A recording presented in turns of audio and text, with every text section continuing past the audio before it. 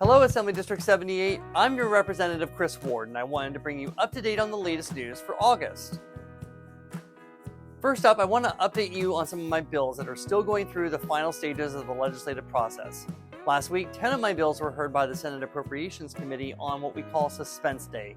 This is the last day for the fiscal committees in the Assembly and Senate to meet and deal with pending bills in California that are tagged with a fiscal cost above a certain threshold set by each committee. Now, typically, there are hundreds of bills that go through the Assembly Appropriations Committee or the Senate Appropriations Committee, and each one is either passed out of the committee or it's held on the file where it does not get to move forward. Out of the 10 bills from my legislative package that were before the Senate Appropriations Committee, 7 are moving forward in the legislative process. AB 1858, the Safe and Prepared Schools Act, standardizes the guidance for how school shooter drills are conducted at the K-12 education levels. This new guidance will add clarity, require community notification, forbid simulated gunfire, and require age-appropriate practices. AB 1979, the Doxing Victims Recourse Act, provides recourse for victims who have been harmed as a result of being doxed by allowing a victim to pursue civil action to receive restitution for the harms endured as a result of being doxed. AB 1884 clarifies the definition of combat-related excused absences for K-12 students of active duty parents in the military, so smaller school districts will no longer struggle with the vague and antiquated definition currently in statute that poses an ADA funding risk to them. AB 1635 modifies current law relating to the DMV facility located in Hillcrest to ensure that it be used for the development of affordable housing and maximize redevelopment potential on the site. AB 2353 ensures that nonprofit affordable rental housing developers can access the existing welfare property tax exemption without floating unnecessary tax payments while their application is under review. This will reduce the cost of constructing affordable housing. AB 3093 requires local governments to account for the housing needs of people experiencing homelessness in their housing elements and for the state's HCD to include vulnerable residents into the regional housing needs allocation.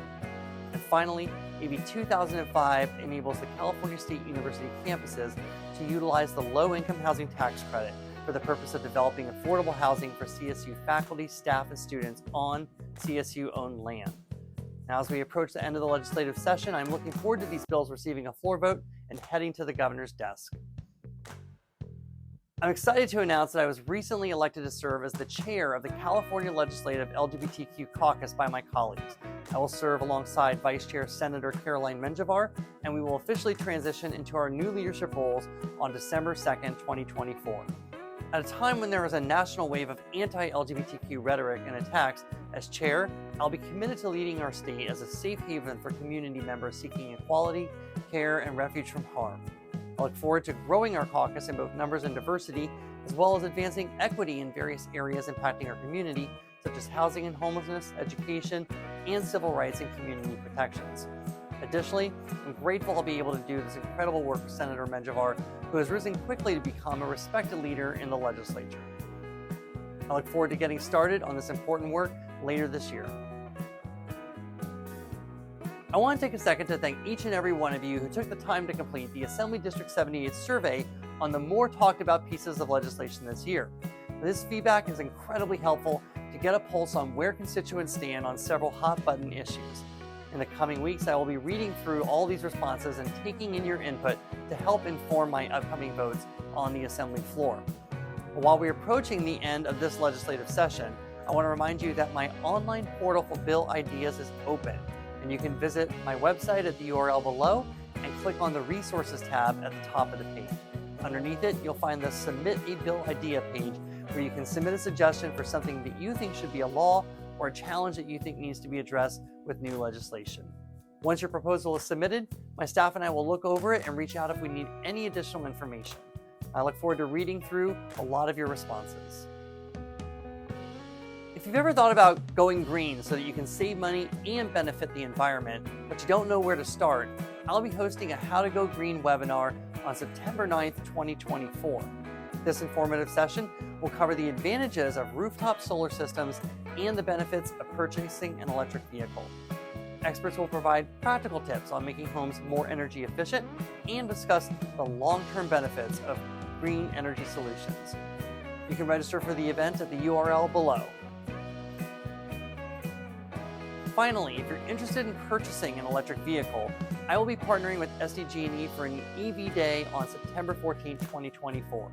This event will give you the opportunity to test several different electric vehicles to find out which one is the best fit for you, with no pressure to purchase.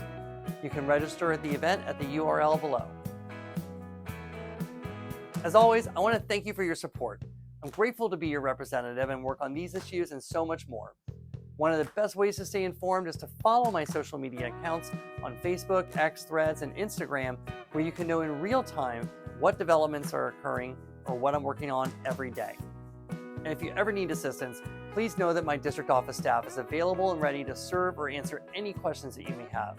Feel free to reach out to the contact information at the end of this segment, and a staff member will be able to connect with you as soon as possible. I wish you, your family, and your neighbors all the best.